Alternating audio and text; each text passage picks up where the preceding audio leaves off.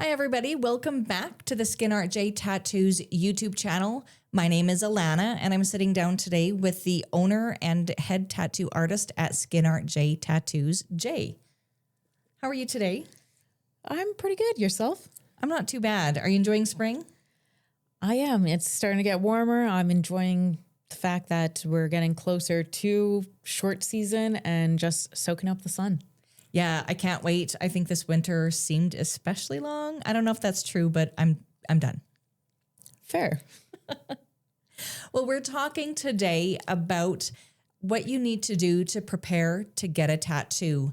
A lot of people think all they have to do is show up with their skin, but that's not necessarily what has to happen. As Benjamin Franklin famously said, by failing to prepare, you are preparing to fail. And there's a lot of information that people need to know on what they should do to prepare for the tattoo. Is that correct? There is definitely preferences where a lot of artists that especially are wanting to excel and achieve higher heights with their craft will ask people to do to be able to have the best outcome. Perfect. Well, let's just jump right in. Well, many people think of tattoos as a spontaneous occurrence. For truly great tattoos, preparation must happen not only from the artist's side, but from the recipient's side as well. Since 20 to 30% of Canadians regret their tattoos, it's often due to poor quality or aging, while proper preparation can help increase the quality of the tattoo, leading to lower regret later. Preparing for your tattoo starts long before you sit in the chair. Your artist's pre-care list isn't just a suggestion, it's the key to a great tattoo. By following these steps, you ensure your skin is in peak condition to take the ink and that your body is able to manage the physical stress of the appointment more comfortably. I would 100% agree with that. So why should clients hydrate days before their appointment? Well, in general, I would like and hope that people have a good hydration cycle. Knock on wood, of course, we fluctuate with that and how successful we are with getting water. And I'm no stranger to that myself. It's going to help overall for a lot of reasons with the cellular and how ready the skin is to be able to take the ink that we are trying to put in the skin. So it's something that is crucial. Like in general, we have been told time and time again, it's good for our skin. And we are dealing with that. We are dealing with the organs of the biggest organ. We are wanting to put that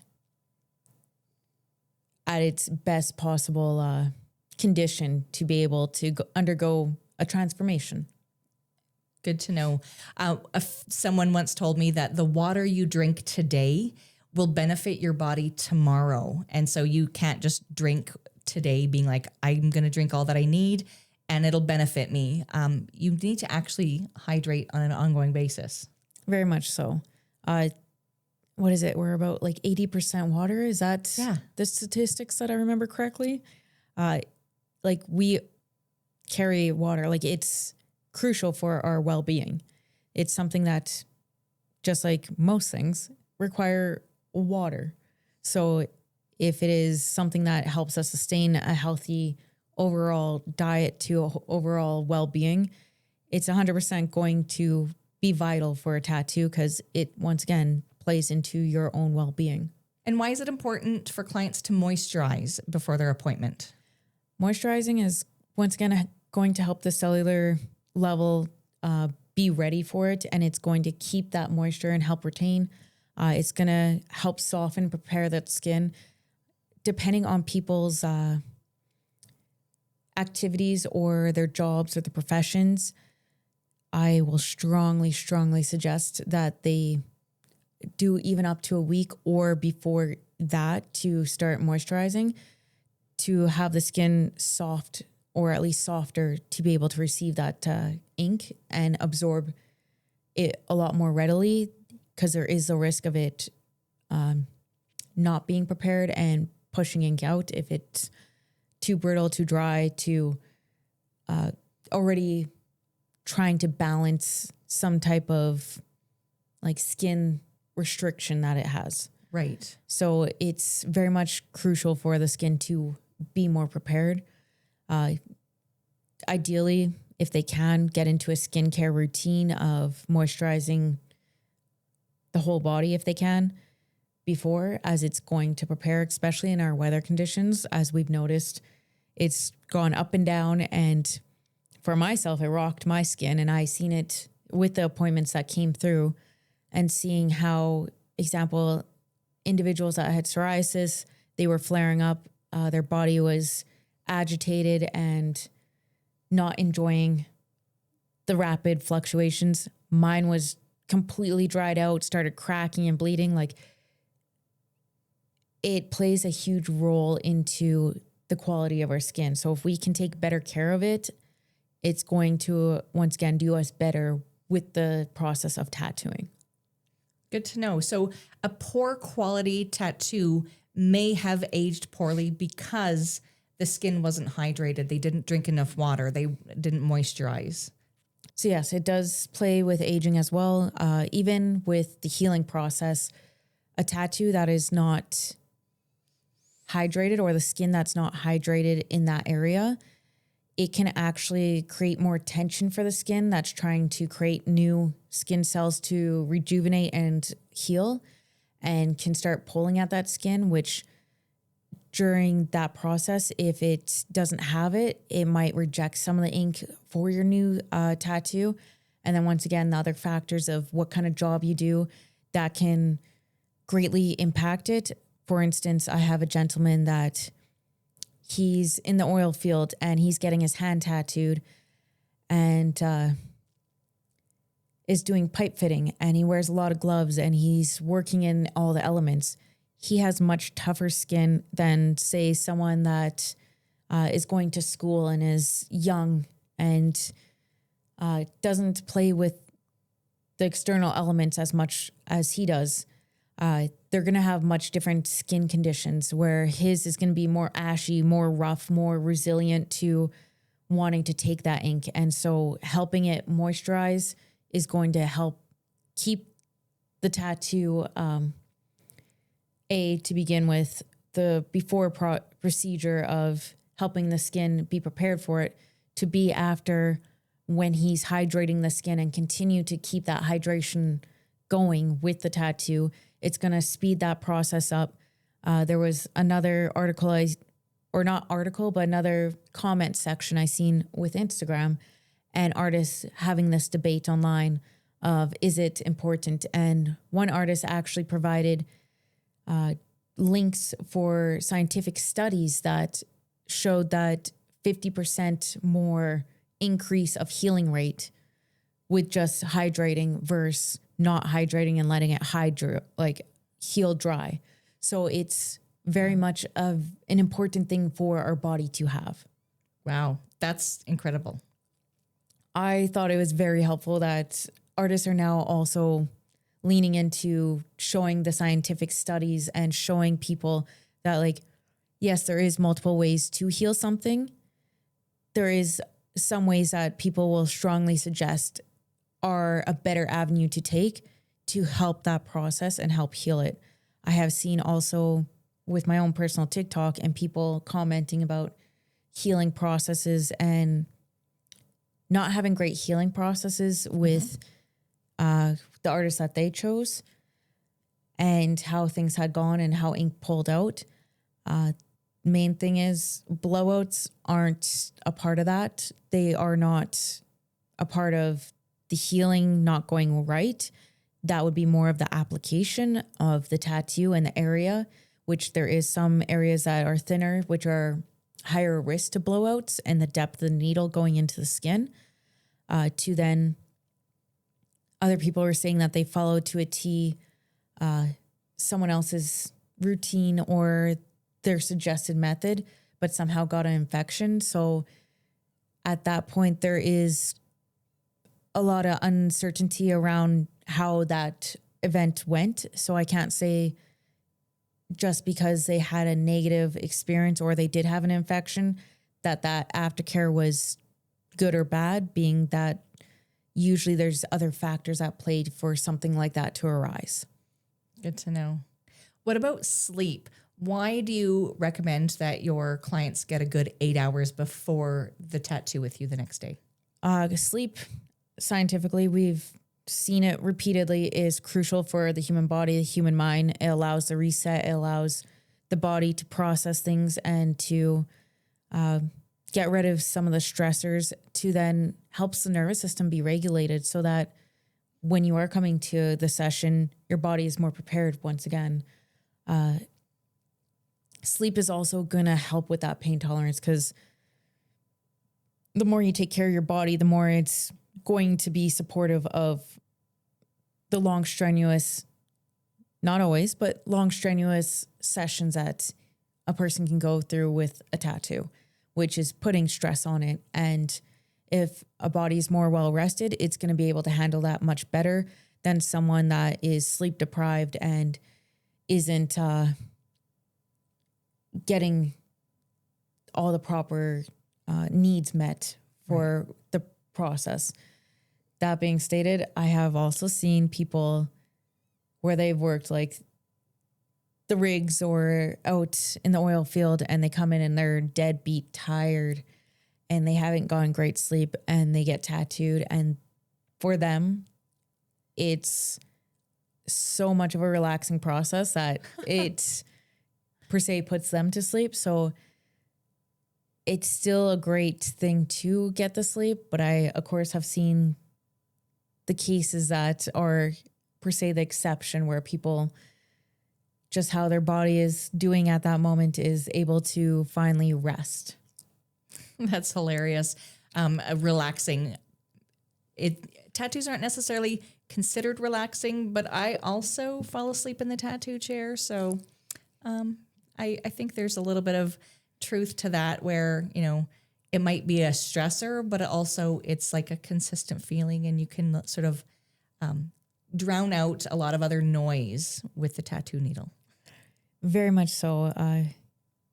With that, like, people can enjoy or be relaxed in that regard, where, once again, if people are prepared and they give their body the best fighting chance to come into a session prepared to undergo that stress, every body is different. And some bodies do need that extra preparation to make sure that they're able to go through the process and that their body can heal. Great example, someone that might have Ehlers-Danlos syndrome.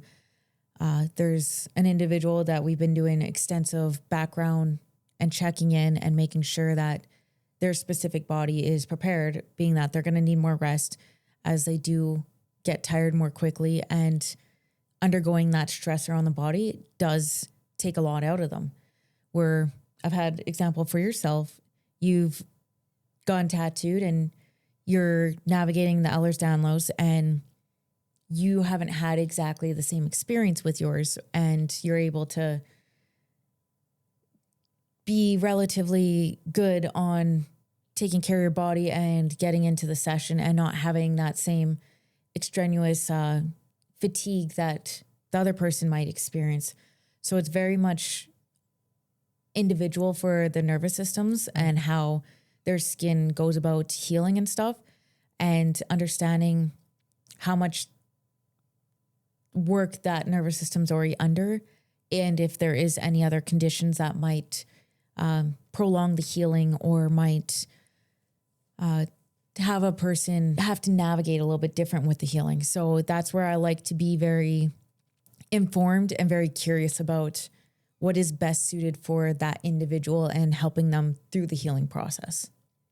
Excellent. So people should know their bodies as much as follow their pre-tattoo instructions from their artist. 100%. Listen to your body. It's going to give you the signals. It's going to give you the signs of what it's requiring from you. And then with the assistance of the artist, they're going to try to hopefully navigate it and give you the best suggestions or advice to get through that process with you. What about food? Is it important that they eat before coming in? And if so, how much and how soon should they eat before a tattoo? I do strongly suggest that people feed themselves. You're getting nutrition. You're getting that energy from that food, that sustenance that is going to, once again, impact your pain tolerance. It's going to give you that energy to get through it. And it's not uncommon that I hear more often than not with people tell me that they are starving after a tattoo session. I've also experienced this myself because, once again, it's taking a lot out of the body. It is putting stress under the body where it's something that's repeated that your body's tolerating, and it's burning through that energy. So the more energy that you can provide it so that it helps support that, right, the better it's going to be. More often than not, I have seen people where I've suggested to them to eat before, and then they don't eat, and they usually can't sit as long as they typically would when they do eat. That being stated, I do tell people to bring food. I have, but at the studio, there is an area where we can store away refrigerated items that need to stay cool during the process. And we have an area that is designated to be able to enjoy the space and enjoy a meal to make sure that your body is ready and prepared for that session. Good to know. So you can stop a session if someone is like, hold on, I need to eat something. Very much. So like I would suggest them eating before the session and being prepared probably between an hour or two before your session, or even immediately right before your session, so that you're getting that energy and your body's prepared. And then also, if someone is finding that they are getting super hungry or super fatigued, to bring food with them so that they have either snacks, or if they want to bring, example, Subway or something, that they have something of sustenance to be able to support their body. Excellent. And it's not just you need food as a matter of course, but also your body's going through a stress. Your adrenaline is being spiked. There's a lot of actual chemical processes that your body is going through that you need to fuel it so that it can have the proper responses. Is that right? Very much so, because just like anything, if it's under distress, it's going to register as a threat. It's going to give you all the chemical dump to try to get through the process. It's going to give you that adrenaline, the cortisol, to help you not experience extreme pain and try to like get through everything. So then you want to be able to regulate your nervous system and be able to support it with giving it the food that is going to keep you better in that window of tolerance and be able to better stay there with your body to get through that process. Great. So let's talk alcohol now. We know that people who are drunk should not get tattooed, but what about, do they have to be completely clear of having alcohol in their system? What's the risk of having alcohol in the system while getting a tattoo? So something I tell clients, I'm like, if they, example, have a drink the night before, it's not the end of the world. Like, yes, it's still going to, of course, impact their body because they've put something in their body that's going to alter it. But it's not the end of the world. It's not going to completely deplete them. But example, someone that's gone partying the night before, you've stripped your body of all the nutrients. You've stripped your body of things that it requires for you to feel good and to feel functional with your brain and to have that balance of chemicals.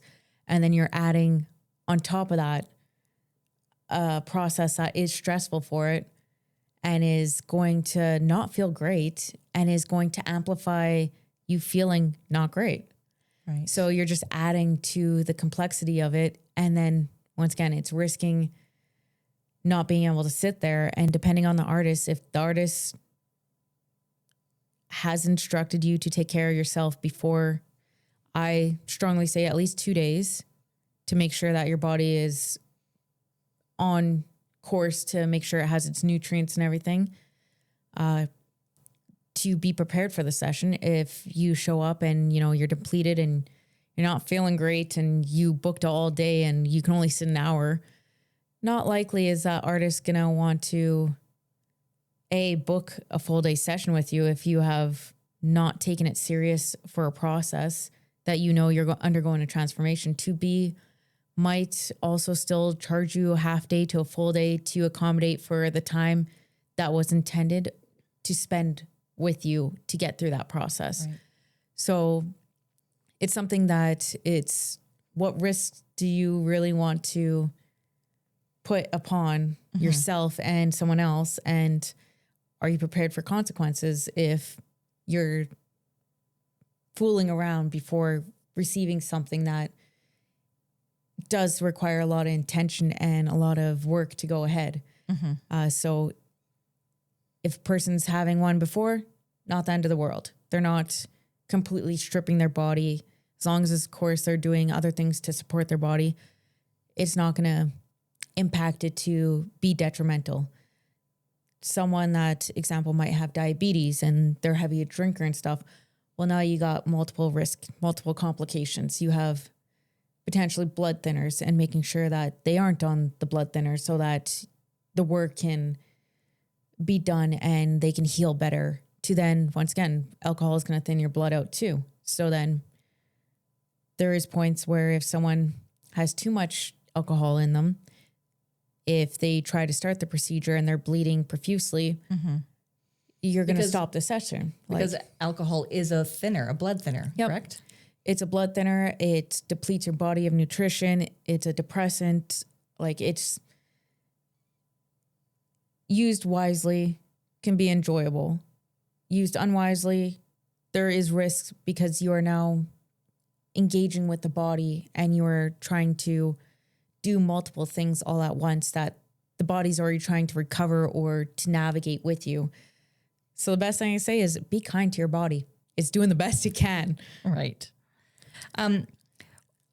Let's talk about what people should wear to their tattoo. Is it important to discuss attire? People can just wear whatever they want. What do you suggest? Strongly, if someone is curious or they don't know what to kind of expect, ask your artist. Easy enough to just be like, hey, what do I need to do to prepare for this session? Like, what do I need to wear kind of thing? I commonly will refer them to wear something baggy, loose fitted and comfortable. It depends on the placement once again. So if they have something on the ribs, I'm going to tell them to wear something very loose fitted. Be prepared to, if it's a female, not wear a bra or bring something that can be moved, because I don't want to be having the skin pinched to try to put on a stencil and then it go lopsided once we take off an article of clothing, to making sure that you're able to access the area. So if you're wearing tight fitted like shirts or you're wearing a white shirt and like, you're getting a chest piece, I'm not going to suggest that you wear that white. That might not be the best move. Like, we can try our best to not get something dirty. But once again, if someone's choosing to wear, some Gucci white shirt, I'm not going to say wear your best or finest clothes to a tattoo session that is going to require us to access areas and to, per se, get that area dirty with the ink as we're wiping and stuff, like, or even with the stencil. Like, you want to make sure that it's something that you're comfortable if something was to happen. Good to note. So don't wear your best, wear something that you don't mind getting dirty, or something loose fitting, just your comfy clothes. Yep. And what about sun exposure? I know you talk a lot about how people should avoid going out into the sun with their new tattoo, not just when it's healing, but the sun is really not your tattoo's best friend. What about prior to getting the tattoo? Is avoiding the sun important as well? Yes, because once again, if you're altering your skin or you're cooking your skin, the makeup changes. If you have roasted in the skin or roasted in the sun where you per se tried to tan and you ended up frying your skin, you've now compromised that skin's integrity. You have now compromised how good it might heal down the road. And on top of that, people can be surprised or shocked that when they get tattooed and they lose that tan, that the per se color of their tattoo changes. It's just your tan's gone and it's no longer muting the color that is existing. So then it's once again, being mindful that what you do to the skin is going to change it. And you want that skin to be in best possible condition to receive something that is altering and creating a new pretty wound on yourself. Excellent. So avoid the sun. The sun, if you get a sunburn, it might not feel good to get a tattoo. Sunburns are drying. So just avoid the sun. Well, if it's too fried or too cooked, some artists won't even touch that area because once again, the skin's already undergoing that process to heal and it's already doing the thing it needs to do. And at that point, if it's too jeopardizing to try to tattoo, they'll tell you to come back. If you've done a little bit of it and you cooked yourself a little bit, like still not great. You have still damaged your skin and it's still going through the process, even if it's still workable. Mm-hmm. Good to know. Good to keep in mind. What about caffeine? We talked about alcohol and food. Should people avoid drinking caffeine before their appointment? Most often, yes. Like I understand it's a huge staple in our society, but you don't want to like overdose yourself on caffeine because can you sit? You've now wired your nervous system to be jittery and to be full of caffeine pumped and you're wired completely to then it can still affect tattooing itself too. Right. And some have said that it makes it more sensitive or more painful with having a lot of caffeine. Good to know. So you know yourself, if caffeine is the type of thing to wire you, you don't want to overdose on caffeine and then try to sit still for hours. Yeah. But for me, I love caffeine. It makes my brain think. I can have like a espresso and then like go to sleep. So I think I might be fine. And that's where you know your body best. Some people, they metabolize it very differently and it doesn't give that same impact. So it's very much the same kind of outcome where I've even been asked of not just caffeine, but cannabis. I personally am a supporter of cannabis. I do believe that has benefits and that is helpful. That being stated, if someone is new to smoking it and they don't know their limits and per se they're greening out during a session, I'm going to strongly suggest you don't smoke. Now, someone that's seasoned and this is part of their medication and, you know, it's something that they help with some type of function and it is a go-to for them, all the power to you. Love that for you. CBD itself isn't necessarily a psychoactive thing and it actually helps the body and has been shown to help with pain tolerance. And a lot of people will use it, example for like fibromyalgia and stuff like that. So like if they want to take CBD instead so that it helps their body with the pain tolerance, 100%. Knock yourself out. That is going to support your body and your nervous system. Excellent. Last points. What should people know to bring with them to their appointment? Some things that I would suggest for people to bring if they have comfort things, like they like bring teddies and stuff to squish, by all means. I do have pillows that are sanitary and can be used during the session, but if they have their own preferred pillows for comfort, bring that with you. If they have blankets that they like to stay warm with, by all means, bring that with you. I do ask people to take off their shoes at the door there. So if they want to bring slippers to be comfy and keep their feet warm, 100% bring that with you. If you like to have your own entertainment, if you like iPads or some type of phone and like headphones and stuff so you can listen to your music, 100%, or like books, whatever is going to help you distract yourself or get through that session, by all means, bring it with you. Some things to keep at home. We are an 18 plus only studio, so we do not have little ones that can come to the studio. So they have to be of 18 and older. Other things to bring with them to make sure that they're prepared. Bring your ID so that when you're doing the waiver form, it will require it of you and will ask. So 100% bring that with you. Other things that I do suggest people bring is cash if they prefer that. Or I also accept e-transfer so that we can work and navigate things together. Working towards other options, but at this point, it's just cash and e-transfer. And then bring food and snacks, everything that's going to help you get through that. Excellent. Well, thank you so much for teaching us all the pre-preparations that we need to do before getting a tattoo. A lot of great information there. If you're planning on getting a tattoo or know someone that is getting a tattoo, please share this video with them. And as always, hit that like button and comment below any questions that you have, and Jay can address them in a future video. And Jay, how do people get a hold of you for a consultation? Consultations, I like to direct through the website of www.SkinartJTattoos.com, where it's right on the front page, and you just type it up and you hit send. Otherwise, I like to send text messages. So with 780-722-2023, I will get back to people as soon as I possibly can. And then there is other methods of sending social media messages.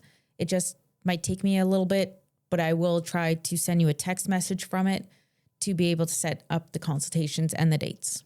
Perfect. All right. Thank you so much, and we'll see you on the next video. Thank you.